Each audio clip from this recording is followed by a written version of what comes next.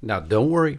We're not going to go through the charts. The sky is not falling. The world is not ending. Although mainstream media would love you to think that, right? Trump's destroyed us all.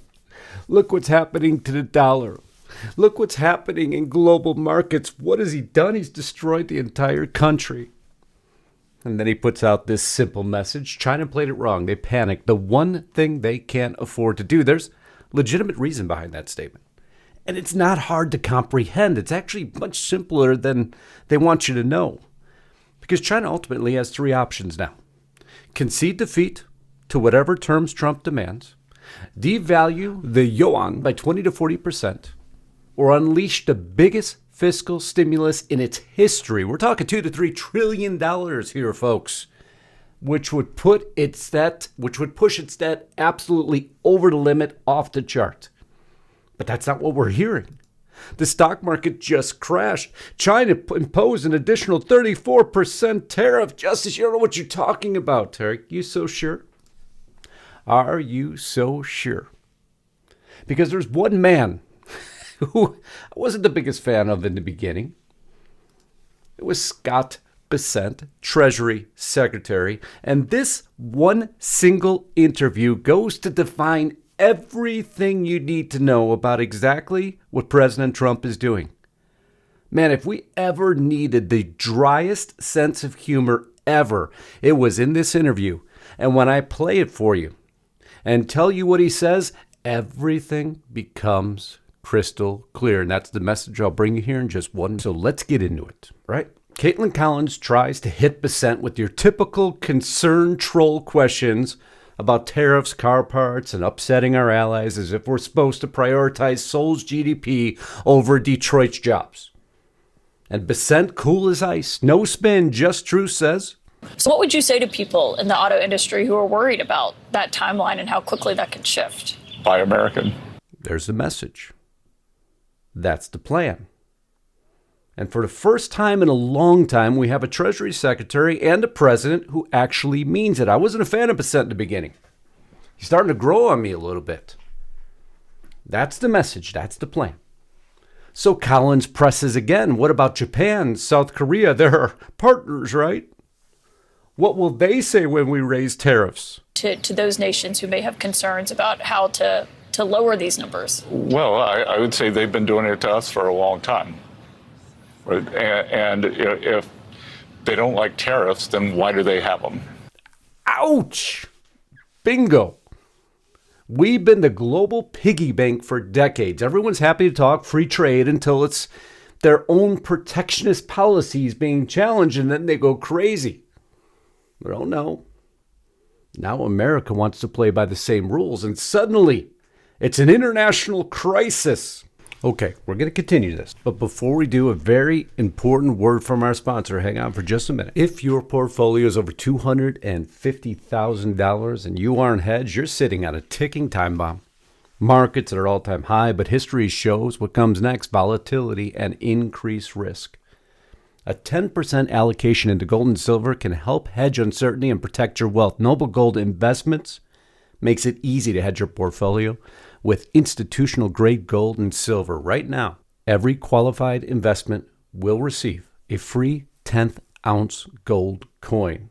You want to protect your portfolio today? Go to lisahavengold.com. Again, lisahavengold.com. And if you want more information, simply click the More button or click the link in the description box below. And remember, there is always a risk to investing and never a guarantee. But we need you to go to lisahavengold.com right now and take them up on this limited time offer. That amazing 1/10 ounce gold American Eagle coin for new qualified accounts. Gold IRA or cash purchases. That is lisahavengold.com. Here's the kicker. When asked about the risk of retaliation, Bessent basically says, don't be stupid. Caitlin, one of the messages that I'd like to get out tonight is everybody sit back, take a deep breath, don't immediately retaliate. Let's see where this goes, because if you retaliate, that's how we get escalation. He's right. You don't negotiate by folding before the game starts. Whoever thinks that's possible, oh no, the stock market's down, stop everything. Yeah, that's a great way to play the game, folks. That's ludicrous. This isn't a trade war, it's a trade correction. And it's about damn time. But what if this hurts our global relationships? Good. Maybe they need a little hurt. Do we hurt your feelings? Oh, poor Boo. Don't care. You've been hurting our feelings. You've been hurting our workers for decades. Oh, so now we show a little chutzpah. And suddenly everybody just back down, the stock market crashed. Folks, this game ain't that quick. No, it's like playing chess. Very strategic, but percent goes on. And then it becomes a full-fledged trade war, in your view? Not a trade war. Depends on the country. Maybe they need to understand that America First isn't a slogan, it's a doctrine. And here's the genius part. Besant points out that history actually favors the deficit country. We are the deficit country. The deficit country has an advantage. They are the surplus countries. The surplus countries traditionally always lose any kind of a trade escalation. Did we hear that right? Oh, you heard it right. All these so-called economic geniuses clutching their pearls over a tariff strategy forgot that we hold the leverage. We've always held the leverage.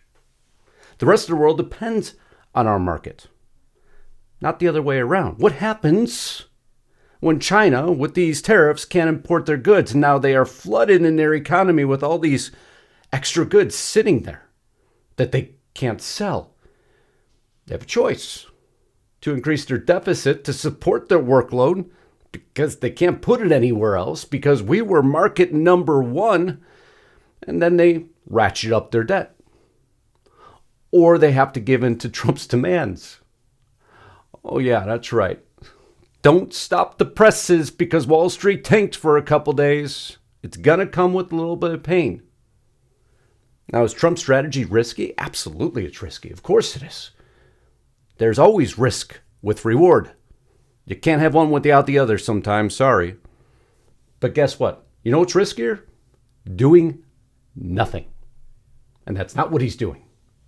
And if you think outsourcing our supply chains to adversaries and hoping the WTO saves us is a plan, well, you probably worked for the Biden administration. And we saw what that got us, huh? So yeah, Trump's focus on China, trade, bringing manufacturing back home, long overdue. It's not reactionary. He's not upset. He's not pissed and doing this with no thought process whatsoever. And if you're worried about hurting the feelings of Brussels or Seoul, maybe ask yourself, how worried were they about us when we racked up $1 trillion deficit making their products? I can't believe what I'm reading in mainstream media right now. The message is simple. Buy American, build American, think American. It's hard, right? The globalists have worked so hard to make sure we never think that way, that we are thought to be the most evildoers in the world because we believe in America. Because this isn't isolationism. Truly isn't. It's restoration. And it's the first administration in decades with the guts to do it. No matter what the effects may be, and they will be painful in the beginning. Just do me a favor. Hit the like button if you're tired of globalism. Makes it pretty easy, right? Subscribe if you think free trade should actually mean fair trade. This is how simple these concepts are. And leave a comment if you think the WTO should be replaced with a vending machine that only takes gold. I know I went a little deep there. But you have to. Because this is ludicrous, and you don't think there's backing behind all this? You don't think it's always been China number one? Well, just look what happened in the news recently, shall we? I'm on a rant today. You're so lucky. This is what you expected to wake up to, huh? Don't worry, not much longer, I promise. U.S. government... Wait now. U.S. bans government personnel in China from romantic or sexual relationships with Chinese citizens. Oh, Eric... I am so sorry. Feng Feng is going to be so upset about this. Except it wasn't this administration who did this. It was an outgoing administration official from Biden's administration. Now, why would that take such center focus, I wonder? 4 people with direct knowledge of the matter told the AP about the policy, which was put into effect by departing U.S. Ambassador Nicholas Burns in January, shortly before he left China. The people would speak only on condition of anonymity to discuss details of a confidential new directive. Though some U.S. agencies already have strict rules on such relationships, if they follow them or not is an entirely different thing. Non-fraternization policy, as it's known, has been unheard of publicly since the Cold War. It's not uncommon for American diplomats in other countries to date locals and even marry them. They're bored, right? What else they got to do? Oh, Eric, I told you were going to be a little bit upset about this. You're going to be a little bent. It's okay. Because of one lady in particular, huh? So, Congressman, you referred to Elon Musk as a fascist at some point and alluded to him being a national security threat. Do you see that more of a national security threat, you sleeping with a Chinese spy, than transparency in the federal government? What do you... Oh, it's Nick's order. Hitting him where it hurts. In that same interview, they also caught him on tape saying, he only dates 10s. Eric Swalwell. Interesting comparison. Because now it appears that honey trap, as they call it, that Fang Fang saga, well, now it appears it's going to be blanketed over everyone. Now, why are they so concerned about China? They've only been intruding on our colleges, stealing our intellectual secrets, and basically want to see the death of every one of us. But what do we got to worry about, right? FBI, remember? Chris Wray, China's public enemy number 1, but you didn't do anything about it. They've always been public enemy number 1. FBI Director Patel leads charge to root out Chinese influence on U.S. soil. Oh, we're finally going to tend to our farmland that they've been buying. That's a great idea. Let's let our number 1 enemy buy all our farmland here. FBI Director Kash Patel is tackling China's influence on America's farmlands head on as both food supply and national security concerns. You think? None of this is new, folks. Just nobody ever did anything about it. So much so that there's S-168, the PASS Act. Well, that if Congress ever decides to actually go to work and pass anything against this very same thing. Specifically, the bill prohibits persons who are acting on behalf of China, Russia, Iran, or North Korea from purchasing or investing in U.S. agricultural land and companies. To me, that's pretty simple. If it's simple to you, again, hit the like button, please. Put it in the comments. Got to make sure people realize how black and white all this actually is. But Chucky Schumer told me it's all wrong. Chucky Schumer says U.S. is in a constitutional crisis, calls Trump a lawless, angry man. Leader Schumer floor remarks condemning Doge and the Trump administration illegal seizure of USAID. Chucky Schumer stating, "Now we'll move on to Donald Trump's dumb and costly tariffs, the Trump tariff tax." Okay, Chucky, let's hold on there, Chucky. Just for one moment, because not so long ago, what did you state exactly? I think the president's doing the right thing. China has been taking advantage of us for two decades. They're stealing our intellectual property, which means stealing our good-paying jobs. Okay, so what happened between then and now? Just wondering. I mean, I could give you clip after clip after clip. This here. Chucky Schumer, if you believe you want to stop fraud in immigration, you have no choice but to support this amendment. But that was then, and this is now. Or this one. When we use phrases like undocumented workers, we convey a message to the American people that their government is not serious about combating illegal immigration, which the American people overwhelmingly oppose. Wow, well, that is until Trump takes office, and then suddenly it's a bad thing. Or some other mechanism worked in your favor. I wonder what that mechanism was. Illegal immigrants coming here, being able to Medicare, being able to... Oh, you're right. I want to see if you're right, though. Put it in the comments. Lisa will reveal them. She'll respond. In my sarcastic demeanor, as always, I want to see if you agree with it. Go ahead. Because Chuck Schumer was the one who just posted, Elon's a liar. for claiming that Social Security and Medicare have lots of waste, fraud, and abuse. And he criticizes Doge for reducing those benefits. But let's listen in one final clip to the hypocrisy that seems to overrule everything. And these are the same folks now complaining about tariffs and what's going to happen with China. Well, you got to question everything when they can't keep their own stories straight. Third of all of the spending that's done in Medicare, Medicaid, I would imagine a lot of it's in the private sector as well, doesn't go to really good health care, goes to other things.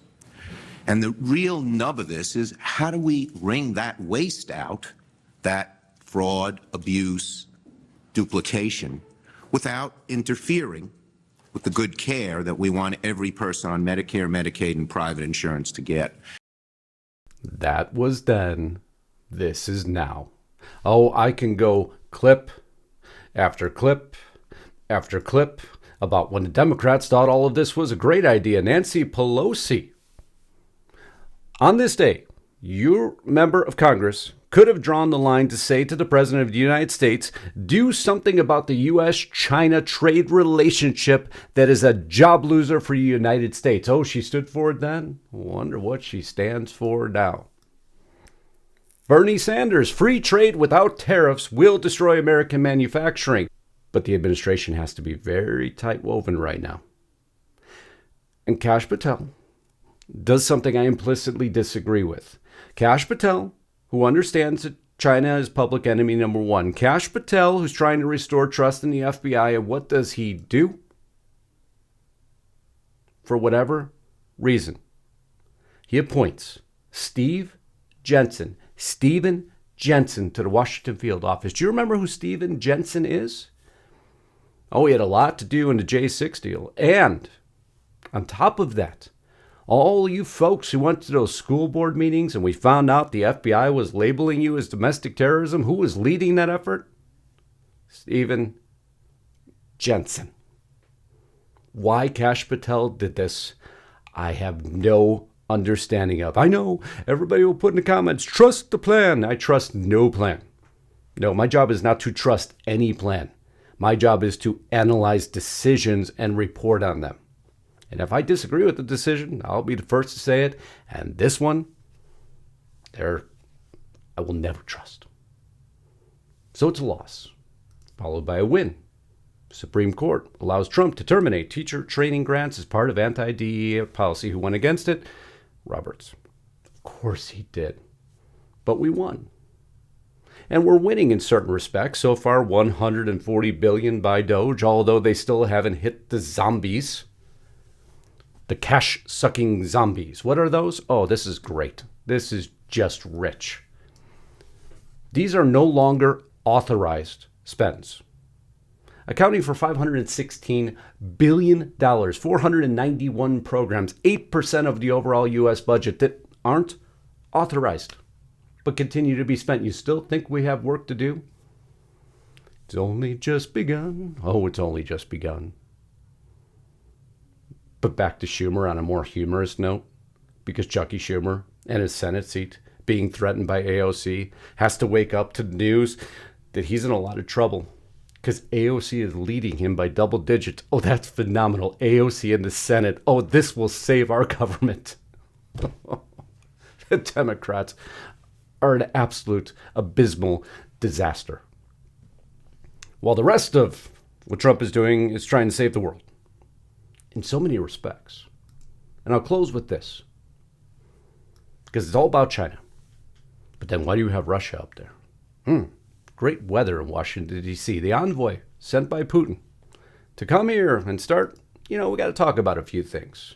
One thing they didn't talk about was tariffs, nor sanction relief, because Trump already hit him. What does he say? Many Russians believe sanctions have been good to transition from dependence on West. Interesting philosophy. So our tariffs could make us do the same here because we would have to rely more on Buy American, which would mean more jobs. So we'd be spending money ultimately on ourselves. I know. I know all the globalists that probably aren't watching this broadcast just rolled over. Panic sweats. And that's what you're getting right now, folks. But why is Trump and Russia? Why was there no tariffs on this? Why is the relationship between Russia and so important? Why do you continue to cover it? Why, although they say Ukraine should never be in NATO and Ukraine's this big centrifuge of everything, why does it matter? Because what happens if Russia and U.S. relations normalize? What happens if this trip is successful and ultimately negotiations are successful? And China is sitting on all these goods we'll no longer buy, and they have an influx of inventory, and a lot of people would have nothing else to produce unless the government subsidizes it to allow for more manufacturing and more stores of junk made in China. Well, they go into debt, and their currency will start to devalue.